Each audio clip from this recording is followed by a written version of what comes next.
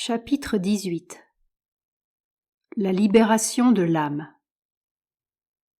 Prenons maintenant le temps d'examiner à quoi nous engage cette acceptation des relations de Purusha et de Prakriti, car elle implique que notre yoga n'a pour fin aucun des buts ordinaires de l'humanité. Ce yoga n'accepte pas l'existence terrestre telle qu'elle est, mais il ne se contente pas non plus d'une sorte de perfection morale, ni d'extase religieuse, avec un ciel au-delà, ou quelque dissolution de notre être, mettant fin une fois pour toutes à tout ce tracas d'exister. Notre but est tout à fait différent. C'est de vivre en le divin, en l'infini, en Dieu, et non dans l'égoïsme et pour les biens temporels, mais sans pour autant vivre à l'écart de la nature, de nos semblables, de la terre et de la vie dans ce monde. Pas plus que le divin ne vit à l'écart de nous et du monde. Son existence aussi est reliée au monde et à la nature et à tous ses êtres, mais dans une liberté, une connaissance de soi et un pouvoir absolu et inaliénable. Notre libération et notre perfection consistent donc à transcender l'ignorance, l'esclavage, la faiblesse, et à vivre en lui la relation avec le monde et la nature, dans la connaissance de soi, la liberté et le pouvoir divin. Car la relation suprême de l'âme et de cette existence est celle du Purusha qui possède Prakriti, quand il n'est plus ignorant ni soumis à sa nature, et qu'il connaît, transcende, dirige son être manifesté, en possède la jouissance et détermine vastement et librement comment il s'exprimera lui-même. Une unité qui se découvre elle-même dans les variations de sa propre dualité. Tel est le jeu complet de la nature et de l'âme, dans sa naissance et dans son devenir cosmique. Un seul Satchitananda partout, existant en soi, illimité. Une unité qui ne peut être détruite par la multiplicité infinie de ses propres variations. Telle est la vérité originelle de l'être, celle que cherche notre connaissance et à laquelle notre existence subjective doit finalement parvenir. C'est d'elle que toutes les autres vérités découlent, sur elle qu'elles se fondent, par elle qu'à chaque instant elles sont possibles, et en elles, finalement, qu'elles peuvent se connaître elles-mêmes et connaître les autres, se réconcilier, s'harmoniser, se justifier. Toutes les relations du monde, y compris les apparentes discordes les plus graves et les plus choquantes, sont des relations de l'Éternel avec lui-même en sa propre existence universelle. Nulle part, à nul moment, ce n'est une collision d'êtres sans lien qui se rencontrent fortuitement ou par quelque mécanique nécessité de l'existence cosmique. Ainsi, se connaître, c'est essentiellement revenir au fait éternel de l'unité. Vivre en elle doit être le principe actif par lequel nous vivons la vérité profonde de notre être et trouvons notre relation juste et idéale avec le monde. C'est pourquoi, d'abord et avant tout, nous avons dû insister sur l'unité et en faire le but, et, d'une certaine manière, le but total de notre yoga de la connaissance. Mais partout et sur tous les plans, cette unité se réalise par la mise en pratique de cette vérité de la dualité. L'Éternel est l'existence une, infinie, consciente, le Purusha, et non quelque chose d'inconscient et de mécanique. Il existe éternellement dans la joie puissante de son être conscient à jamais fondé en l'unité. mais il existe aussi dans la joie, non moins éternelle, non moins puissante de son être conscient, qui joue dans l'univers avec la diversité de ses propres expériences créatrices. Nous sommes, ou nous pouvons devenir conscients d'être à jamais cette existence hors du temps, sans nom et sans fin, que nous appelons nous-mêmes, et qui constitue l'unité de tout ce que nous sommes. Et nous pouvons avoir, en même temps, diverses expériences de ce que nous faisons, pensons, voulons, créons, devenons. Or, ce pouvoir, la conscience du Purusha dans le monde le possède lui aussi. Seulement, pour nous qui sommes à présent des individualités mentales limitées et enchaînées à l'ego, cette expérience a généralement lieu dans l'ignorance. Nous ne vivons pas dans le moi, nous nous tournons seulement vers lui, ou nous nous retirons en lui de temps en temps, tandis que l'Éternel a cette expérience en sa connaissance de soi infinie. Il est éternellement ce moi, et de cette plénitude d'être, il embrasse de son regard la totalité de cette expérience de soi. N'étant pas, comme nous, esclave et prisonnier du mental, il ne conçoit pas son être comme un produit ou une somme indéfinie, ou comme une sublime contradiction de sa propre expérience. La vieille querelle philosophique de l'être et du devenir ne peut exister pour la connaissance de soi éternelle. La force active d'un être conscient qui se réalise par les pouvoirs d'expérience de son propre moi, ses pouvoirs de connaissance, de volonté, de félicité et d'expression, avec toutes leurs merveilleuses variations, inversions, conservation et conversion d'énergie, et même leur perversion, nous l'appelons prakriti ou nature, en nous-mêmes et dans le cosmos. Mais derrière cette force de variation se trouve la position éternelle de la même force dans une unité égale qui soutient impartiellement toutes les variations, les gouverne comme elle les a engendrées et les dirige vers son but. La félicité que l'être, le Purusha, a conçue en sa conscience et déterminée par sa volonté ou par son pouvoir de conscience. C'est cette nature divine à laquelle nous devons nous réunir par notre yoga de la connaissance de soi. Nous devons devenir le Purusha, devenir Satchitananda et goûter la joie d'une individuelle et divine possession de Prakriti, au lieu d'être cet individu mental soumis à sa nature égoïste. Car tel est l'homme réel, le moi suprême et intégral de l'individu. L'ego n'est qu'une manifestation inférieure et partielle de nous-mêmes, aux fins d'une certaine expérience limitée et préparatoire, à laquelle nous nous prêtons pendant un certain temps. Mais cette concession à notre être inférieur ne représente pas nos possibilités totales. Ce n'est pas la seule expérience, ni le couronnement de notre existence en tant qu'être humain dans ce monde matériel. L'être individuel que nous sommes est ce qui rend possible l'ignorance pour le mental conscient. Mais c'est aussi ce qui rend possible la libération en l'être spirituel et la jouissance de l'immortalité divine. Ce n'est pas l'Éternel en sa transcendance, ni en son être cosmique, qui parvient à cette immortalité. C'est l'individu qui s'élève à la connaissance de soi. C'est en lui qu'elle est possédée, et c'est par lui qu'elle devient effective.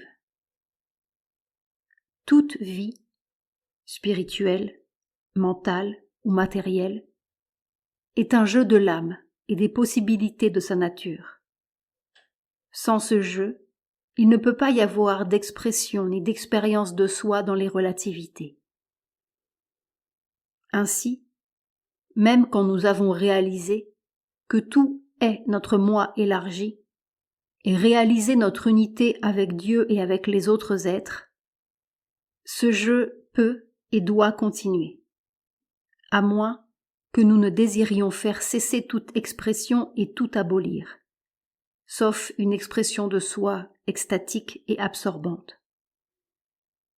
Mais alors, c'est dans l'être individuel que cette extase ou ce libre jeu se réalise. L'extase est une immersion de notre être mental en l'exclusive expérience de l'unité. Le libre jeu, une élévation de notre mental en l'être spirituel, afin de réaliser librement la joie de l'unité.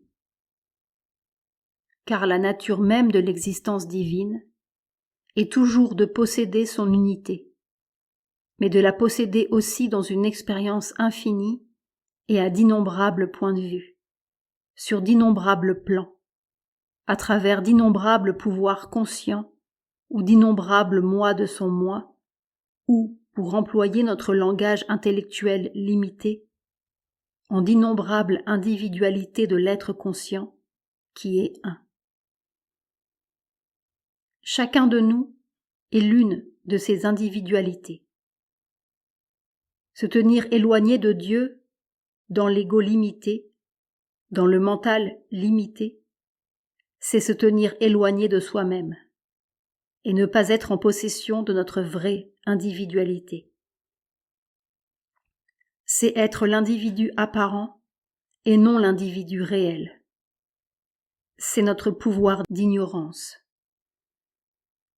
Être absorbé en l'être divin et percevoir que nous vivons désormais dans notre conscience spirituelle infinie et universelle, c'est posséder notre moi suprême et intégral, notre individualité vraie. C'est notre pouvoir de connaissance.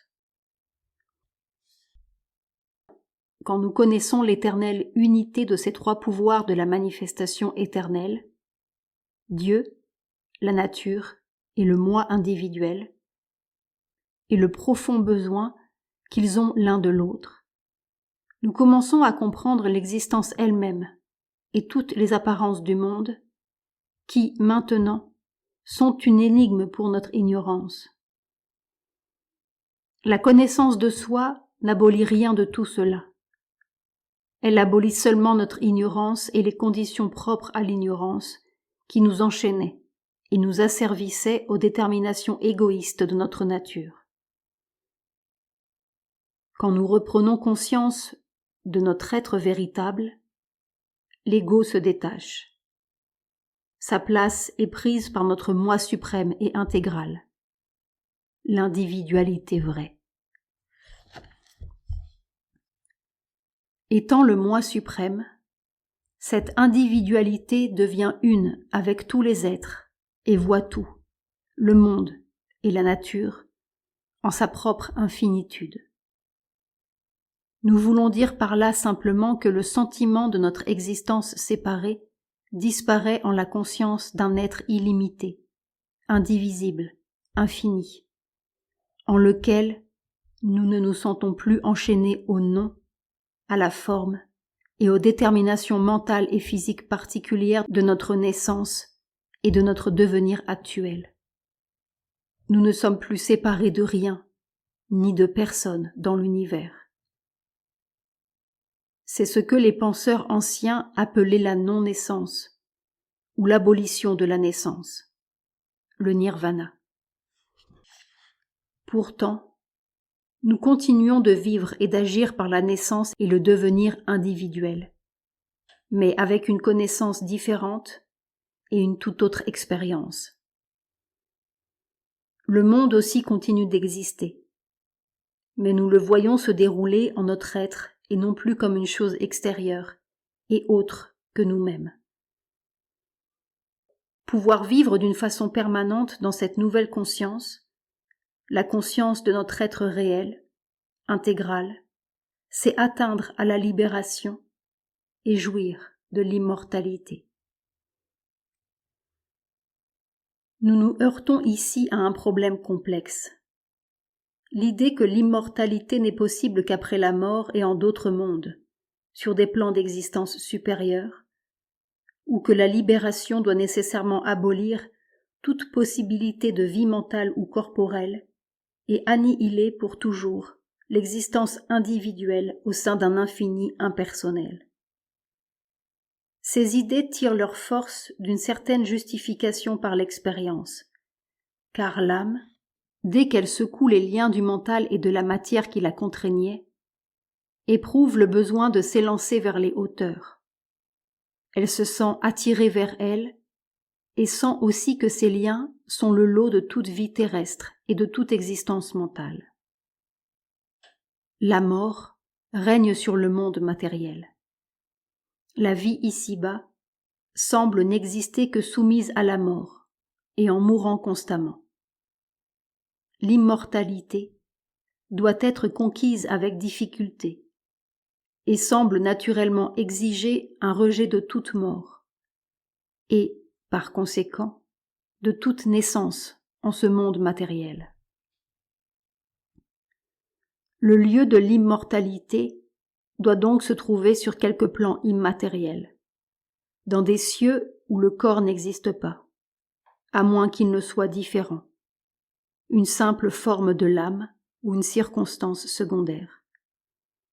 En outre, ceux qui veulent passer au-delà même de l'immortalité sentent que tous ces plans et tous ces cieux sont des circonstances de l'existence finie et que dans le moi infini, aucune de ces choses n'existe. Ils n'ont plus qu'un besoin, disparaître en l'impersonnel et infini, car ils se sentent incapables d'atteindre d'aucune manière à la béatitude de l'être impersonnel et à la félicité de l'âme en son devenir. Des philosophies ont été inventées pour justifier intellectuellement ce besoin d'immersion et de disparition. Mais le fait vraiment important et décisif est l'appel de l'au-delà, le besoin de l'âme, la félicité qu'elle trouve, dans ce cas particulier, à une forme d'existence impersonnelle ou de non-existence. Car en définitive, le facteur décisif, c'est la félicité déterminante de Purusha, le type de relation qu'il veut établir avec Prakriti, l'expérience à laquelle il parvient au bout de la voie qu'il a choisie pour développer son expérience individuelle parmi toutes les possibilités variées de sa nature.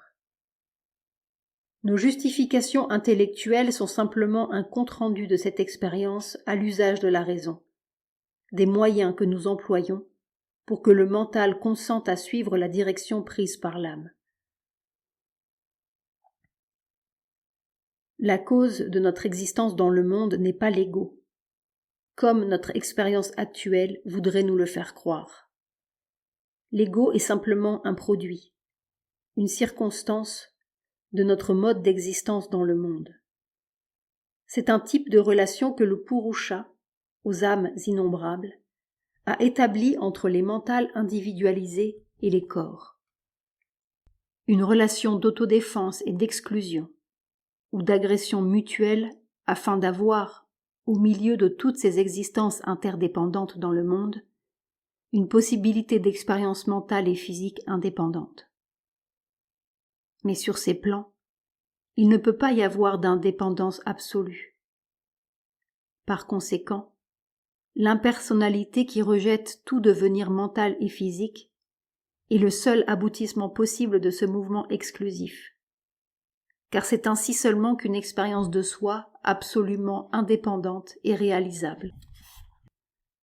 Dès lors, l'âme semble exister en soi, absolument, indépendamment.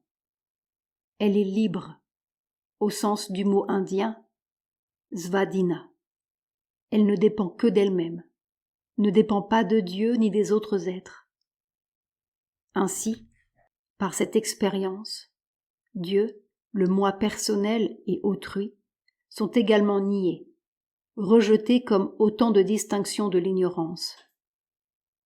C'est l'ego qui reconnaît sa propre insuffisance et qui abolit tout, lui-même et ses contraires, afin de pouvoir donner libre cours à son instinct fondamental qui l'incite à faire indépendamment l'expérience de lui-même, jusqu'à ce qu'il comprenne que ses efforts répétés pour y parvenir, en se reliant à Dieu et à autrui, sont illusoires, vains et nuls. Il cesse alors de les admettre, parce que les admettre entretient sa dépendance. Il cesse d'admettre sa propre persistance, parce que la persistance de l'ego est l'admission même de ce qu'il essaye d'exclure comme non-moi, le cosmos et les autres êtres. L'annihilation de soi du bouddhiste est essentiellement l'exclusion absolue de tout ce que l'être mental perçoit. L'immersion de soi, de l'Advaita, en son être absolu, concourt exactement au même but, sous un autre nom. L'une et l'autre sont la suprême revendication de l'âme qui affirme son indépendance exclusive vis-à-vis de Prakriti. L'expérience à laquelle nous arrivons tout d'abord quand nous suivons un tel raccourci de la libération que nous avons appelé le mouvement de retrait encourage cette tendance. En effet, c'est une démolition de l'ego et un rejet de nos habitudes mentales présentes. Car notre mentalité est soumise à la matière et au sens physique. Elle ne conçoit les choses qu'en tant que forme, objet, phénomène extérieur ou non que nous attachons à ces formes. Nous ne percevons pas directement la vie subjective des autres êtres, sauf par analogie avec la nôtre et par inférence, ou par une perception dérivée, fondée sur certains signes extérieurs, paroles, actions, etc., que notre mental traduit en les termes de notre propre subjectivité. Quand nous nous évadons de l'ego et du mental physique en l'infinitude de l'esprit, nous voyons encore le monde et autrui comme le mental nous a habitués à les voir, comme des noms et des formes. Seulement, avec notre expérience nouvelle de la réalité directe et supérieure de l'esprit, ils perdent cette réalité objective directe et cette réalité subjective indirecte qu'ils avaient pour le mental. Ils semblent tout l'opposé de cette réalité plus vraie dont nous avons désormais l'expérience. Immobilisée et indifférente, notre mentalité ne s'efforce plus de connaître, ni de rendre réels ces termes intermédiaires qui existent dans le monde comme en nous, et dont la connaissance avait pour seule utilité de jeter un pont sur l'espace qui sépare le moi spirituel des phénomènes objectifs du monde. Nous sommes satisfaits de l'impersonnalité béatifique et infinie d'une pure existence spirituelle. Rien d'autre ni personne ne compte plus désormais pour nous. Ce que les sens physiques nous montrent et ce que le mental perçoit et conçoit, et en quoi il trouve une joie si imparfaite et fugitive, nous semble maintenant irréel et sans valeur. Nous ne possédons pas et ne nous soucions pas de posséder les vérités intermédiaires de l'être par lesquelles l'un possède les objets des sens physiques et du mental, et par lesquels ceux-ci, pour lui, ont une valeur en son être et une félicité qui, si l'on peut dire, font pour lui la beauté de l'existence cosmique et la valeur de sa manifestation. Nous ne pouvons plus goûter la félicité que Dieu trouve en son monde. Au contraire, il nous semble que l'Éternel s'est dégradé en admettant dans la pureté de son être la nature grossière de la matière, ou qu'il a falsifié la vérité de son être en imaginant de vains noms et des formes irréelles. Ou, si nous arrivons à percevoir tant soit peu cette félicité, c'est dans un lointain détachement qui nous empêche d'y participer, avec un sentiment d'intime possession. Nous restons attirés par la félicité supérieure d'une expérience de soi absorbée et exclusive, qui ne nous permet plus de séjourner longtemps dans ces états inférieurs. ou pas plus longtemps que nous y sommes contraints par la durée de notre vie physique et de notre corps. Mais si, au cours de notre yoga, ou après avoir découvert notre moi, nous revenons librement vers le monde et que le Purusha en nous reprenne librement possession de sa prakriti, nous devenons conscients, non seulement du corps et de l'expression extérieure des autres, mais intimement de leur être intérieur, de leur mental, de leur âme, et de cette partie d'eux-mêmes que leur propre mental de surface ne perçoit pas. Nous voyons aussi l'être réel en eux. Nous voyons qu'ils sont des moi, de notre moi, et non de simples noms et formes. Ils deviennent pour nous des réalités de l'éternel. Notre mental n'est plus trompé par l'apparente non-valeur des choses banales, ni pris par l'illusion de l'irréalité. Certes, la vie matérielle n'a plus pour nous sa vieille valeur absorbante, mais elle trouve la valeur plus grande qu'elle a pour le Purusha divin. Elle n'est plus, à nos yeux, le terme unique de notre devenir, et sa valeur est purement subordonnée au terme supérieur du mental et de l'esprit. Mais cette diminution ne réduit pas sa valeur, elle l'augmente, au contraire. Nous voyons que notre être matériel, notre vie et notre nature matérielle sont seulement une position du Purusha par rapport à sa prakriti, et que leur rôle et leur importance véritable ne peuvent être compris que quand on les voit non en eux-mêmes, mais en fonction des états supérieurs qui leur servent de support. C'est de ces relations supérieures que dérivent leurs sens, et par conséquent, c'est en s'unissant consciemment à elles qu'ils peuvent satisfaire toutes leurs tendances et toutes leurs fins légitimes. Dès lors, la vie se justifie à nos yeux. La connaissance de soi et la libération qu'elle implique n'en font pas une futile absurdité. Cette connaissance et cette liberté plus large, intégrale, libèrent et accomplissent finalement notre existence tout entière. Quand nous les possédons, nous comprenons pourquoi notre existence se déroule entre ces trois termes: Dieu, nous-mêmes et le monde.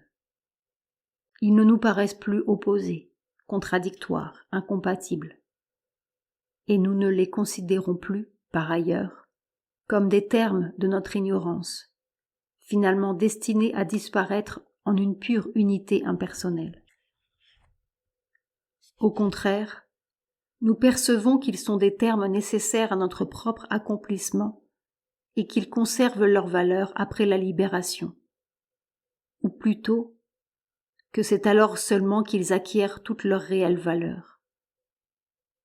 Pour faire l'expérience de notre propre existence, il n'est plus nécessaire d'exclure les autres existences qui, par nos relations avec elles, composent notre expérience du monde. Dans cette nouvelle conscience, toutes les existences sont contenues en nous-mêmes et nous en elles. Ce ne sont plus, et nous ne sommes plus, des égaux qui s'excluent mutuellement, chacun cherchant son propre accomplissement, indépendamment, ou sa propre transcendance, et ne cherchant rien d'autre finalement. Tous sont l'éternel, et le moi qui est en chacun embrasse tout en lui-même secrètement, et cherche de diverses manières à rendre visible et à réaliser en son être terrestre la vérité supérieure de son unité. La vérité divine de notre individualité n'est pas un exclusivisme mutuel, mais un mutuel inclusivisme. L'amour est la haute loi, non un accomplissement de soi indépendant. Le Purusha, notre être réel, est toujours indépendant et maître de Prakriti. Et nous avons raison de rechercher cette indépendance. En fait, c'est l'utilité du mouvement égoïste et de son effort de transcendance de soi. Mais ce n'est pas en faisant de l'ego et de son existence indépendante un principe absolu que nous parviendrons au juste accomplissement de cette indépendance. C'est en arrivant à cet autre état, suprême, du Purusha vis-à-vis de sa Prakriti. Là, nous transcendons la nature tout en la possédant. Nous accomplissons parfaitement notre individualité tout en accomplissant parfaitement nos relations avec le monde et avec autrui. Par conséquent, un salut individuel dans les cieux, au-delà et sans souci de la terre, n'est pas notre objectif suprême. La libération des autres et leur accomplissement est tout autant notre affaire. Nous pourrions presque dire notre intérêt personnel divin que notre propre libération. Sinon, notre unité avec autrui n'aurait pas de sens réel. Conquérir les leurres de l'existence égoïste en ce monde est notre première victoire sur nous-mêmes. Conquérir le leurre du bonheur individuel dans les cieux au-delà est notre seconde victoire. Conquérir le suprême leurre de l'évasion de la vie et d'une béatitude absorbée en l'infini impersonnel, telle est la dernière et la plus haute victoire. Alors, débarrassés de tout exclusivisme individuel, nous avons gagné notre entière liberté spirituelle.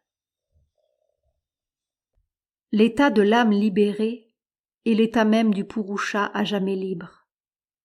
Sa conscience est tout à la fois une transcendance et une unité qui contient tout. Sa connaissance de soi n'élimine pas tous les termes de la connaissance de soi. Elle unifie et harmonise toute chose en Dieu et dans la nature divine.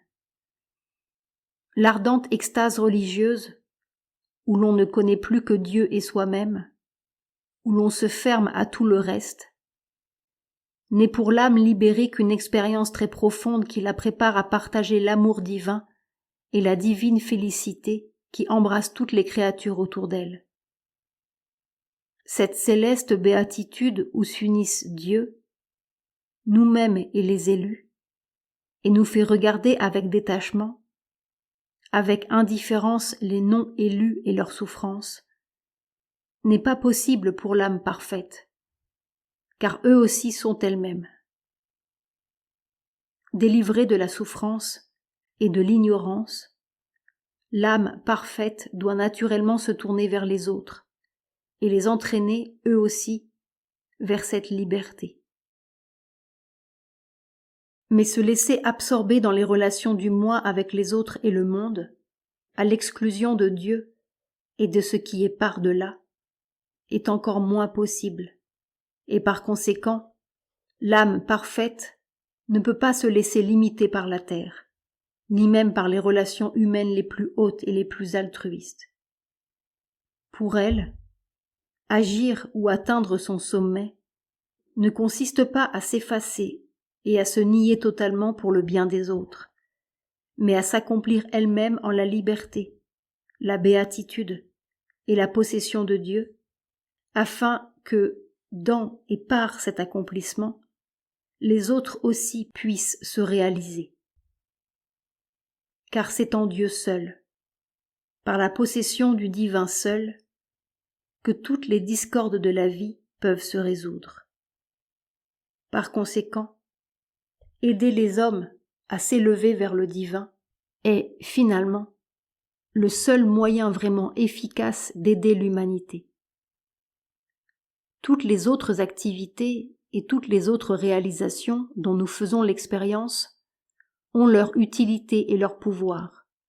Mais, en fin de compte, ces voies secondaires encombrées ou ces chemins solitaires, après avoir décrit un cercle, convergeront nécessairement dans les grands espaces de la voie intégrale où l'âme libérée transcende tout, embrasse tout et devient un pouvoir et une promesse d'accomplissement pour tous les hommes dans une manifestation divine de leur être.